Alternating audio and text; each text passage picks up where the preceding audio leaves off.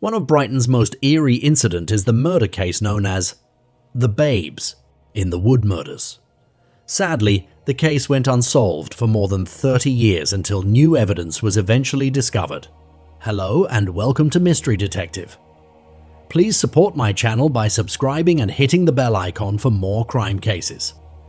The Babes in the Wood Murders revolves around the killings of two 9-year-old girls named Nicola Fellows and Karen Hadaway. Despite attending different schools, Nicola and Karen were great friends who lived on the same street in Moulsecoombe, Brighton, Sussex, England. On October 9, 1986, after school hours were over around 3:30 p.m., the girls decided to go play. Around 5 o'clock, Nicola's mother, Susan Fellows, saw them playing with a roller boot on the street, not knowing that would be the last time she would see the girls alive. Nicola and Karen moved away from their street and were soon spotted by a 14-year-old friend near certain stores on Lewis Road. They were then ordered to return home, since their parents would be concerned about their whereabouts. At 6:30 p.m., the girls were also seen close to a police box in Lewis Road. And that was the last time anyone ever saw them alive. Night came, and it was time for bed. But neither Fellows nor Hadaway had arrived home. Their families became worried. Karen Hadaway's mother, Michelle Hadaway, immediately dialed 999 to report the two girls missing. The police and hundreds of people from Moulsecoombe commenced a massive search for the girls when words of their disappearance spread. In the course of searching, a witness came forward to report that they heard Nicola Fellows allegedly telling Karen Hadaway the evening they were last seen to go to the park. In her words, Nicola said, "Come on, let's go over to the park," referring to Wild Park, where they were not permitted. On hearing this, the search party then focused their attention on finding the girls in the Wild Park. On the afternoon of October 10, 1986, Nicola Fellows and Karen Hadaway's bodies were discovered in Wild Park. The girls were discovered in a makeshift cave, and an autopsy later proved that they had been sexually molested and strangled. The Babes in the Wood Murders shook the whole of Brighton. Moulsecoombe residents wondered who could have wickedly assaulted and murdered the two lovable girls. The Sussex police began an investigation into the case, and shortly after, witnesses came forward to say they had seen a young man named Russell Bishop near the same police box in Lewis Road where the girls had been seen. They confirmed he was wearing what appeared to be a light blue top, which the police would later discover near the crime scene. Another witness came forward to say they saw Russell Bishop leaving the Wild Park around 6:30 p.m. By now, the police had a suspect. They tracked down Russell Bishop and took him into custody on October 31, 1986 in relation to the girls' killings. This came after he was questioned and he gave a number of contradictory statements and alibis. On December 3, 1986, Bishop was accused with the murder of Nicola Fellows and Karen Hadaway. He was held in detention pending a trial the following year. Before his arrest, Russell Bishop, a 20-year-old roofer and occasional burglar, was a part of that search team who looked for the girls. During the search, he said that his terrier Misty was such a superb tracker dog that it had a £17,000 insurance policy. Russell Bishop was well known in Moulsecoombe despite residing in the nearby Brighton neighbourhood of Hollingdon. He appeared to have connections to the families of the girls he murdered. A friend of his, Doey Judd, was staying with the Fellows family at the time. Bishop often participated in football and cricket games with Barry Fellows, the father of Nicola Fellows. Even the day the girls vanished, he went to Nicola Fellows' house in an attempt to speak with his friend who lodged there, but was told to leave by Nicola Fellows. Both sets of parents urged their girls to avoid Russell Bishop because he was known for having a sexual interest in young girls. Then again, Bishop would often ask them to run errands for him and Jenny Johnson, his pregnant girlfriend. Despite sharing a home with his girlfriend and their son, he was rumored to have a long history of relationships. At the time of the murders, Bishop was having an affair with a 16-year-old who lived around the block from the girls. Russell Bishop's strong ties to the search of the girls ultimately led to his downfall. He was said to have prompted officers towards the area where Nicola and Karen were discovered. The trial came and, unfortunately, Russell Bishop was found not guilty in the first trial in 1987, which was largely the result of mistakes made by the prosecution team. Despite a 4-week trial at Lewis Crown Court, Russell Bishop was acquitted of the girl's rape and murder after barely 2 hours of jury deliberations. No time of death could be given because the body's temperatures weren't taken, making it impossible to know with certainty when Nikolai Fellows and Karen Hadaway passed away. As a result, the prosecution was only able to allege that the girls had been slain between 6:15 and 6:30 p.m., which was not supported by scientific evidence. This left Russell Bishop's vague and inconsistent alibis unquestioned. Also, the blood found on Karen Hadaway's underpants were never analyzed, and the handprints around the girls' necks were not examined for fingerprints or hand measurements. Furthermore, a blue Pinto sweatshirt with the same logo as the one Russell Bishop was seen wearing the day of the murder was also found abandoned close to the crime scene, but the police's negligence to keep the evidence safe prompted the defense to question its credibility. Bishop insisted during the trial that the blue shirt was not his. Although Bishop's then-girlfriend Jenny Johnson told police that the cloth was his, she however denied it when she entered the witness box. After the back and forth at the court with no well-researched evidence, the jury followed the instructions of the presiding judge, Justice Cheeseman, to acquit unless they were absolutely certain that the girls had passed away by 6:30 p.m. The lack of sufficient evidence got Russell Bishop out of jail. In 2009, Barry Fellows, Nikolai's father, was arrested on suspicion of conspiracy to rape his daughter. Dougie Judd, Bishop's friend, was also detained on a rape suspicion. They, however, were later freed without charges when a Sussex police spokesman claimed that the investigation into allegations of sexual abuse was separate to the ongoing murder probe. The investigators at the time worked tirelessly to pinpoint the killer, but since there was no advancement in DNA technology in the 1980s, there was nothing much they could do, and so the babes in the Wood murders went cold for over 3 decades. On the 30th anniversary of the Nikolai Fellows and Karen Hadaway's murder, family and friends marched to the Sussex Police Department, demanding a reopening and re-examination of the case. In the year 2016, when there was advancement in DNA technology, the investigators were finally able to link the strange DNA samples at the crime scene to Russell Bishop. Eurofin's Forensic Services was able to identify a 1,000,000,000-to-1 DNA match that connected Bishop to the discarded blue shirt. Additionally, a tape pulled from Karen Hadaway's left arm contained Bishop's DNA. The police had always believed Russell Bishop was the suspect but didn't have enough evidence at the time to prosecute him.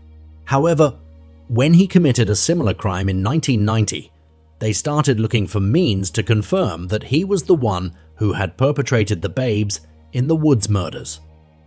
4 years after the girls' murder, in the year 1990, Russell Bishop was arrested and charged for a horrific attack on a 7-year-old Brighton girl. It happened that on the 1st of February 1990, he had grabbed the 7-year-old girl off the street, locked her in the boot of his car, and driven to Devil's Dyke, where she had been abused, strangled, and then left for dead in a bush. By some miracle, she made it to the side of the road, where she was found by people who rescued her. Later, the victim was able to identify Russell Bishop as the person who attacked her. Later in 1990, he was charged with the crime which seemed identical to the babes in the Woods murders. Bishop was remanded to prison while awaiting trial. During his trial, Russell Bishop was found guilty of kidnapping, indecent assault, and attempted murder in December of that same year. He was then given a life sentence with a minimum recommended duration of 14 years before he would be eligible for release. This crime of his prompted investigators to look deeper into Nicola Fellows and Karen Hadaway's murder case.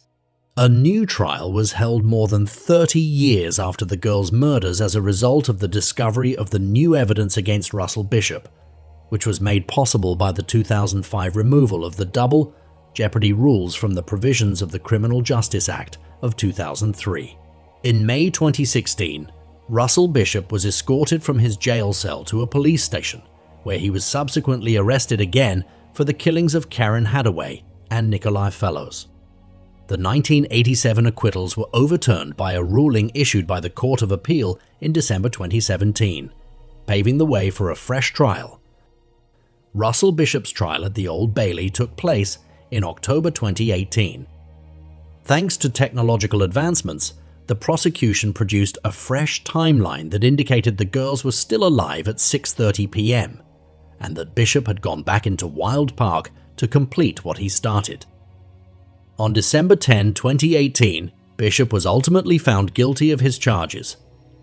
After a 9-week trial and a 2.5 hours of deliberation, the jury returned a guilty verdict. The families of Nikolai Fellows and Karen Hadaway ultimately received justice when Russell Bishop was given a life sentence with a minimum recommended time of 36 years. However, at the age of 55, he passed away from cancer on January 20, 2022. The importance of social media in communication is a constant topic of discussion online. Communication has brought information to people and audiences that previously could not be reached. It has increased awareness among people about what is happening in other parts of the world, and Sarah Turney, the sister to Alyssa Turney, did not hesitate to utilize one of the many social media platforms to solve her sister's murder case. Alyssa Marie Turney, who was born on April 3, 1984, appeared to lead an ordinary life. Her stepfather, Michael Turney, had raised her in a blended household after adopting her when her mother passed away from lung cancer. Alyssa was a junior in high school in 2001.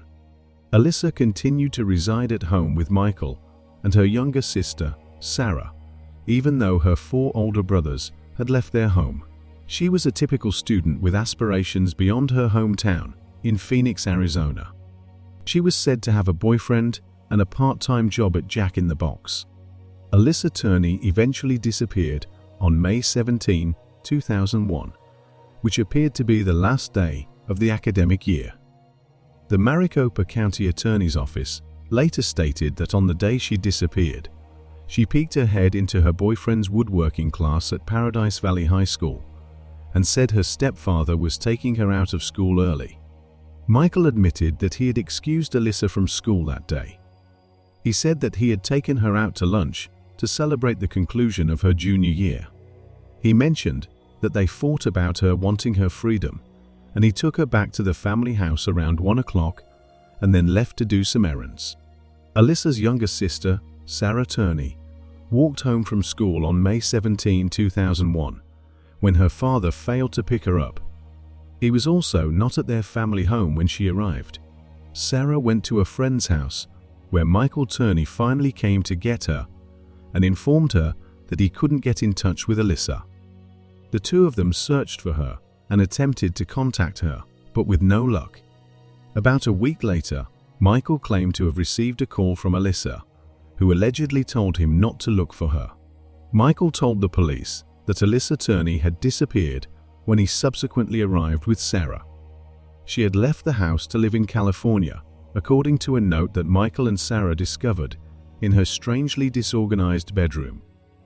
The note read, "Dad, Sarah, I made the decision to move to California when you left me off at school today. Sarah, you stated that you wanted me to leave, and now you have your wish.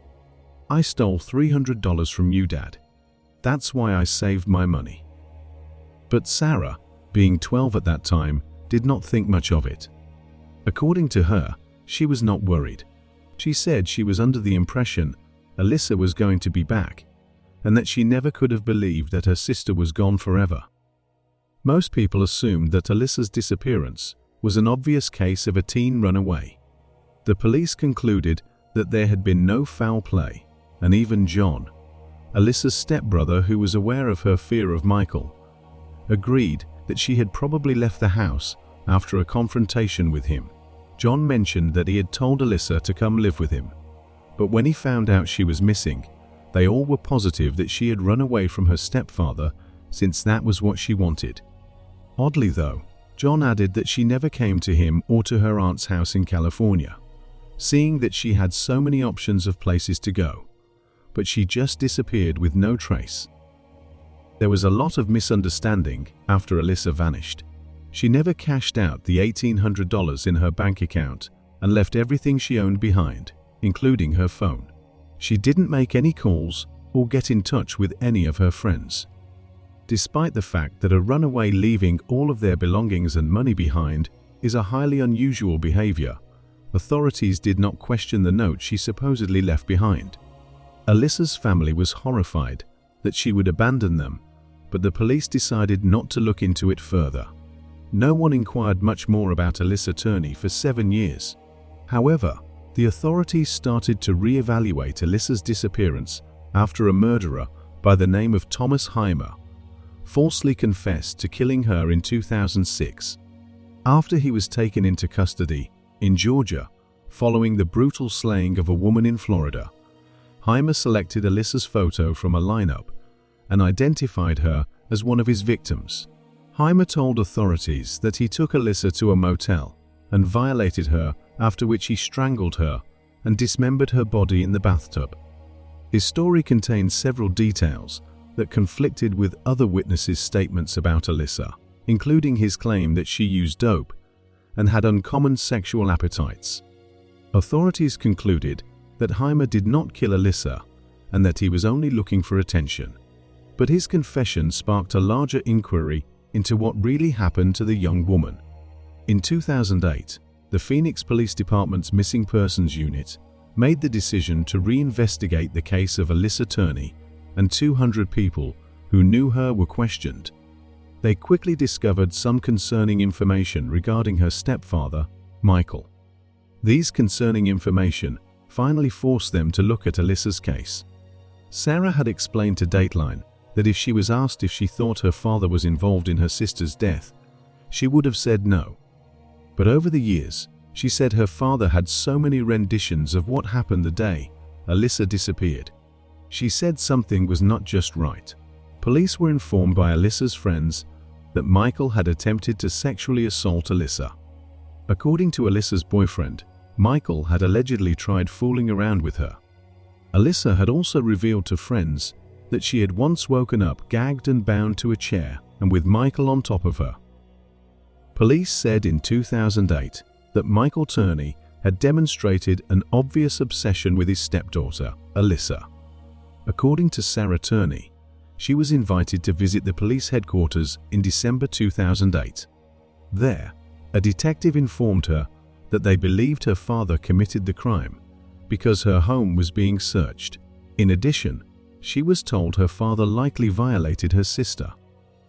During the Turney's home search, hours and hours of surveillance footage that Michael had recorded of Alyssa using home cameras were found by the police, along with contracts that Alyssa had purportedly signed stating that Michael had never raped her. Michael Turney had reportedly outfitted the house with security cameras, both outside and inside. He also installed surveillance equipment on all the phones, allowing him to record every call. Michael has been described as a strict father to his children, especially towards Alyssa. Sarah Turney even claimed Michael would follow Alyssa to her job at Jack in the Box and watch her as she worked. Michael admitted to using binoculars to spy on her at work. The Turney's home search also uncovered some other things, such as 30 improvised explosive devices, 19 high-caliber assault rifles, 2 handmade silencers, and a 98-page manifesto titled Diary of a Madman Martyr. Michael stated in the manifesto that Alyssa had been kidnapped and killed by the International Brotherhood of Electrical Workers, and he expressed his wish to retaliate by attacking them.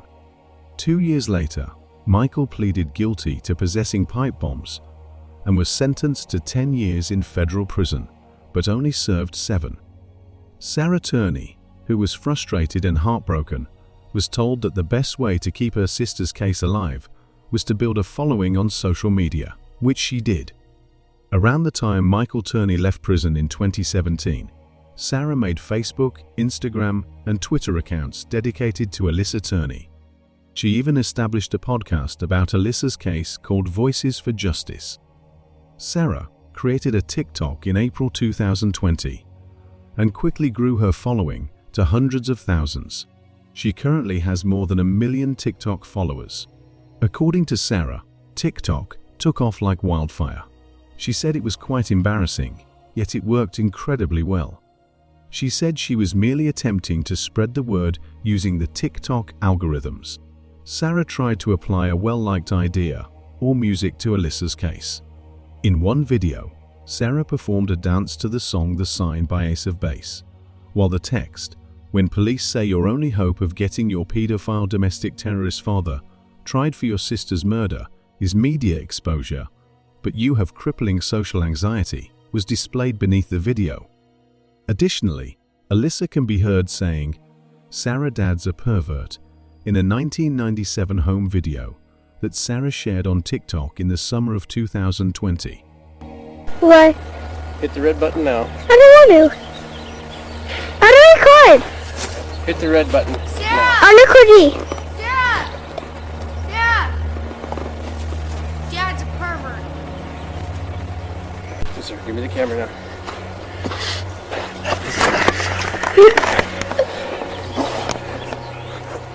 And you're still recording. And Alyssa is stupid moron. Sarah discreetly videotaped her father in a different TikTok and confronted him about Alyssa Turney's disappearance. In the video, Michael Turney tells Sarah, "Be there at my deathbed and I'll give you all the honest answers you want to hear." When Sarah asks, "Why don't you give them to me now?" Michael replies, "Because you've got them now." Mine and Alyssa's father has been the only person of interest in Alyssa's case for almost 10 years. Yet, the police have never interviewed him. So, I did it myself. And here's what he had to say when I asked him what happened to Alyssa. Be there at the deathbed, sir, and I'll give you all the honest answers you want to hear. Why don't you give them to me now? Because you got them now.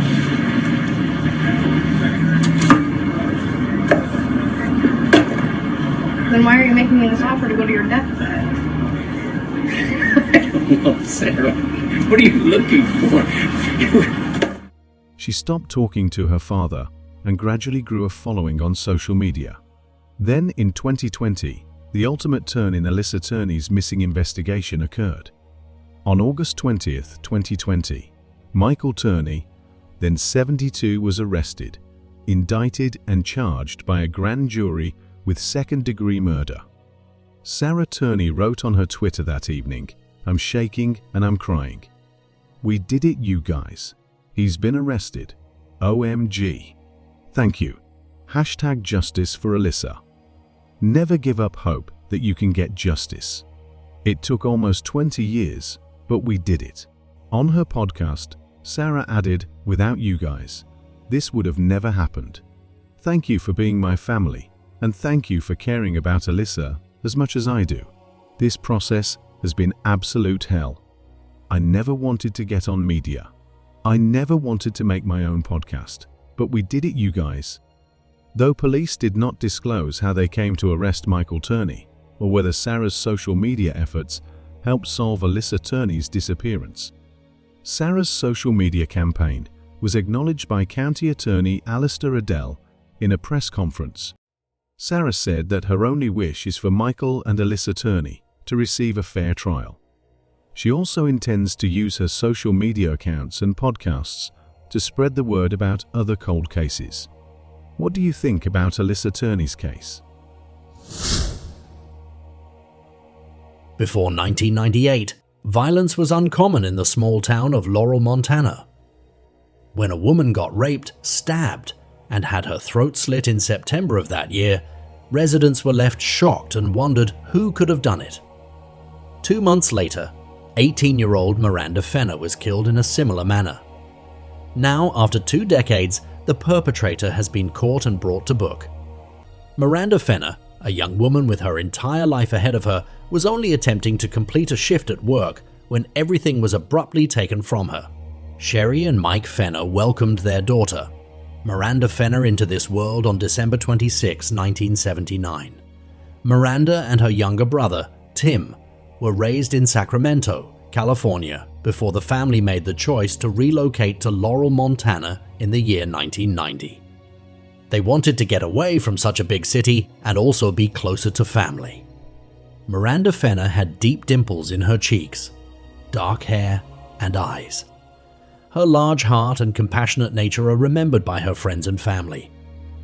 She loved animals and had a desire to work with kids one day. Her mother, who always supported the underdog, had misgivings about some of Miranda's friends but was aware of Miranda's sincere desire to uplift those around her. Additionally, she was never afraid to express her opinions, and one of her teachers called her feisty. A few months prior to the time she was murdered, Miranda was involved in a car accident that resulted in a broken neck. This made her constantly wear a brace neck and was unable to leave the house until she fully recovered. Due to this, after her healing, Miranda was excited to take up a job at the movie store, a locally owned video rental store in Laurel, which is now closed. Given that her grandparents ran the Lohoff Motel across the street, her parents felt comfortable allowing her to work there. The movie store was only 3 blocks from her home, so she had no need to be concerned for her safety, though she frequently closed the movie store by herself. This was a typical scenario for young people working in retail at the time, and on many occasions, the worst that can happen is that a customer wanders in at closing hour. On the 15th of November 1998 appeared to have been a normal day for Miranda Fenner. Her shift came, and she made her way to the movie store. Though that evening, her shift became anything but normal. Miranda called her mother, and then her uncle. Both calls appeared to be normal. However, the night changed drastically for the worse around 8 p.m. 2 fishermen saw a crawling Miranda in front of the movie store's door at 8:20 p.m., bleeding and obviously hurt. They immediately stopped to assist her.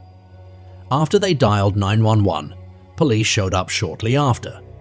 Just about that same time, Miranda's brother Tim, who rode his bike to the movie store to rent a video game, saw the police lights flashing. He stopped and turned around to call Mike, their father, who then came to the store as well. Officers informed Mike what had happened and told him that Miranda was being transported by life flight helicopter to St. Vincent's Hospital in Billings, which was about 15 miles away. Sherry immediately left work after learning from her mother that Miranda had been rushed to the hospital. While Miranda Fenner's life was being frantically saved by doctors, Sherry and Mike made their way to the clinic and waited eagerly to learn about their daughter's condition. Unfortunately, as Miranda underwent surgery to treat her injuries, she passed away. It was at that point that Sherry and Mike discovered that their daughter had been murdered. Even though Miranda Fenner's murder scene was gruesome, there wasn't much evidence left behind. Miranda had suffered multiple head stab wounds as well as a slashed throat. There was no weapon left behind at the crime scene, and there were no leads found in the fibers and hairs that may have been left behind by her attacker at the scene. Police were unable to identify a suspect or the motive. Although it was noted that a small amount of cash had been taken from the video store's cash register, robbery could not be completely ruled out as a possibility. Investigators questioned over 700 witnesses for 2 decades. They pursued a handful of leads, including a number of false confessions, but it was in vain. Miranda Fenner's parents never gave up hope that the killer or killers of their daughter will be apprehended. The case, however, went cold for almost 2 decades. In 2012, Miranda's case was transferred to Billings Metro Police's Cold Case Unit, which continued to look into the case. In the year 2016, the Yellow County Police got another confession from Zachary O'Neill, a minor offender from the area. He was admitting to the 1998 killings of both the raped woman and Miranda Fenner. The police had previously dealt with numerous false confessions, and the man's account did not make sense. Though she was still alive, the man claimed to have killed the rape victim. Additionally, the information he provided about Miranda's murder was a well-known public knowledge. Also, Zachary O'Neill happened to have confessed from a psychiatric hospital in Washington.